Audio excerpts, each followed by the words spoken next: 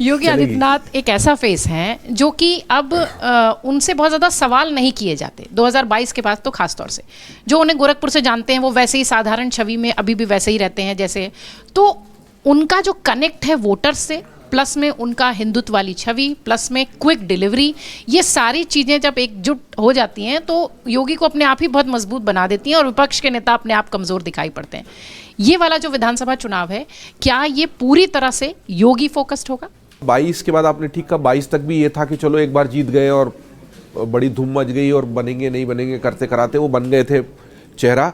लेकिन जिस तरीके से प्रशासनिक पकड़ उन्होंने दिखाई है पूरे उत्तर प्रदेश पे, खास तौर पर जो बार बार बात हो रही लॉ एंड ऑर्डर वाली, हम ये देखते हैं कि कहीं भी कोई बड़ी घटना होती है तो तुरंत सक्रिय किया जाता है। ऐसा नहीं कि घटनाएं नहीं हुई है, चाहे संभल हो, चाहे इसके पहले दूसरे हो, झंडा चढ़ाने वाली बात हो, कावड़ियों वाला विवाद हो, सब होता है। लेकिन प्रशासनिक तंत्र पर मजबूत पकड़, अधिकारियों पर सख्ती, और उन्होंने बता दिया कि वो केवल गोरखपुर के जो मठ से आने वाले एक योगी नहीं है, वो प्रशासन करना भी जानते हैं और उस पर सख्ती रखते हैं। अगर सड़क पर चलने वाला आम आदमी कहता है कि हम पहले से बेहतर महसूस करते हैं, सुरक्षित महसूस करते हैं, महिलाएं कहती हैं कि हम बेहतर महसूस कर रहे हैं, तो फिर वो बात है। उसके साथ साथ उन्होंने जो अजय जी बात कर रहे थे वो उसी त्रिशूल को उन्होंने थामा हुआ है। उन्होंने विकास, पूरा डेवलपमेंट होना चाहिए, उस पर भी ध्यान दिया है।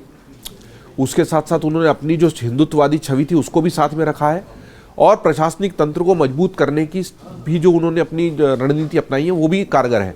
बड़ी बात ये नहीं कि वो कितना अच्छा काम कर रहे हैं, बड़ी बात ये भी है कि विपक्ष उनकी गलतियों को क्या इस तरह से हाईलाइट कर पा रहा है। नहीं कर पा रहा। ऐसा तो है नहीं कि गलतियां नहीं हो रही है, ऐसा तो है नहीं कमियां हो रही। हम अभी बात कर रहे थे चुनावी तैयारियों की। देखिए, जब महाराष्ट्र में पूरे नगर निकाय के चुनाव हो रहे थे तो भारतीय जनता पार्टी की सारी मशीनरी बंगाल में तैयारी शुरू कर चुकी थी। और उत्तर प्रदेश की आज हम बात कर रहे हैं इस सत्र में चर्चा में, तो उत्तर प्रदेश के अधिकारी लगातार अपनी चर्चा पर लगे हुए हैं। उत्तर प्रदेश के नेताओं के बीच में बैठकों का दौर जारी है, संघ और संगठन के बीच की बैठकें हो चुकी हैं। चुनाव 27 में होना है। नगर निकाय चुनाव जो उत्तर प्रदेश के होने, वो होंगे नहीं होंगे, टलेंगे, अभी इस पर फैसला नहीं है कि उसमें SIR और दूसरा आरक्षण, पंचायत चुनाव जो होने हैं, पंचायत चुनाव को लेकर अभी स्पष्ट स्थिति नहीं है कि वो कब होंगे। असल में उसकी तारीख अगर ऐसा था तो आ जानी चाहिए थी, मार्च अप्रैल में होने थे।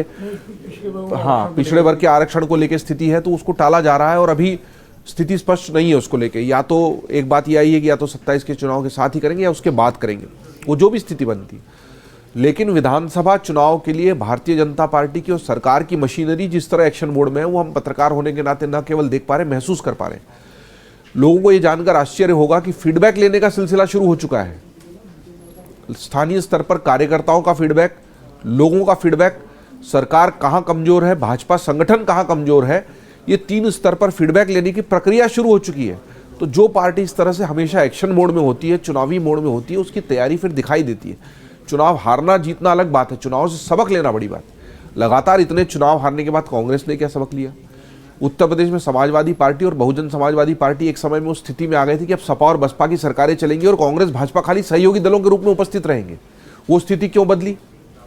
ये दोनों क्षेत्रीय दल अपने आप को उतना बड़ा क्यों नहीं कर पाए? और इनको कुछ नहीं तो ममता बनर्जी से सीख लेना चाहिए। उन्होंने जिस तरीके से बंगाल का अपना किला बचाया है, बंगाल में राष्ट्रीय दलों को उस तरीके से घुसने ही नहीं दिया है, तो अब वो उनकी नीतियों की आलोचना हो सकती है, नीतियों पर चर्चा हो सकती है, लेकिन आखिरकार उन्होंने अपने किले को मजबूत रखा है क्योंकि वहां की राजनीति वैसी मांग करती है। उत्तर प्रदेश की राजनीति बहुत सारी अलग अलग तरह की मांग करती है और उनको साधने वाला जो नेता आता है वही मुलायम सिंह यादव समझते थे। बिल्कुल ठीक है, जमीन पर जाते थे, घूमते थे। भाई, बिहार में भी लालू प्रसाद यादव आए तब राष्ट्रीय दलों का प्रभुत्व खत्म हुआ ना, कांग्रेस जो लगातार सत्ता में आए। तो क्षेत्रीय दल खड़ा करना और फिर लोगों के नब्ज पर हाथ रखना, ये महत्वपूर्ण है। अगर राष्ट्रीय राजनीति में राष्ट्रीय दल जीतते जा रहे थे उत्तर प्रदेश में और उसकी वजह से क्षेत्रीय जो विकास की मुद्दे थे, जातिगत मुद्दे थे, वो दब जा रहे थे, तो उसको आवाज दी गई तो बसपा खड़ी हुई ना। तो उस नींव को हिला देने की वजह से सपा बसपा कमजोर हो गई है। कांग्रेस से तो बहुत ज्यादा उम्मीद की नहीं जा सकती, और ये बात योगी आदित्यनाथ बखूबी समझते हैं। बड़ी बात यह है कि योगी आदित्यनाथ अपनी शैली में वैसे काम कर रहे हैं जहां पर उनको विपक्ष की कमजोरी का लाभ नहीं लेना है, बल्कि अपनी मजबूती को आगे बढ़ाना है। अगर आप ये वीडियो YouTube पर देख रहे हैं तो हमारे चैनल को सब्सक्राइब कर बेल आइकन दबाएं, और Facebook पर देख रहे हैं तो हमारे पेज को लाइक करें।